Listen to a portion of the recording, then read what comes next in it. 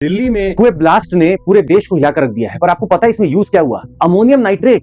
Ammonium nitrate को आप एक फर्टिलाइजर के रूप में देखते हैं। अमोनियम नाइट्रेट नॉर्मली बाजार में बिकता है, लोग खरीदते हैं और अमोनियम नाइट्रेट को बहुत स्टेबल माना जाता है। पर इसके पीछे की केमिस्ट्री समझने की कोशिश करेगा कि अमोनियम नाइट्रेट अपने आप में एक बम नहीं। अमोनियम नाइट्रेट को अगर बहुत ज्यादा मात्रा में एक जगह रखा जाए और अगर उसमें थोड़ा मॉइस्चर उसमें एडअप हो जाए तो ये इंस्टेबिलिटी की तरफ जाता है। 210 डिग्री टेम्परेचर अगर पहुंच चुका है अमोनियम नाइट्रेट के जहां पे रखा हुआ है तो ये होने लगता है इनस्टेबल, और अगर स्टेबल नहीं रहेगा तो कुछ भी हो सकता है। अगर इसको बहुत ही एक कन्फाइंड जगह में रखा जाए और वहां पर इसको स्टेबिलिटी से खत्म कर दी जाए तो धीरे धीरे गैसेस रिलीज करता रहता है और ये गैसेस एक चैम्बर में कलेक्ट कर ली जाती हैं।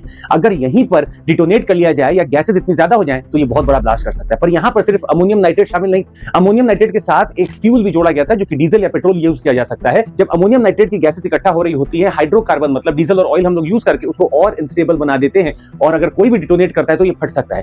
जितनी भारी मात्रा में आप अमोनियम नाइट्रेट रखेंगे उतना नुकसान हो सकता है। अमोनियम नाइट्रेट और टीएनटी को अगर हम कंपेयर करें तो अमोनियम नाइट्रेट के लिए बहुत बड़ा डायमीटर हमें चाहिए होता है। कल जो यूज किया गया वो एक गाड़ी में अमोनियम नाइट्रेट को ठूस कर रखा गया था। 1995 में यूएस के ओक्लाहोमा में एक पूरी की पूरी इमारत गिरा दी गई थी। बुरी तरह से वहां पे लोग जख्मी हो गए थे, 168 से ज्यादा लोग मर गए थे। वो अमोनियम नाइट्रेट 5000 पाउंड का था।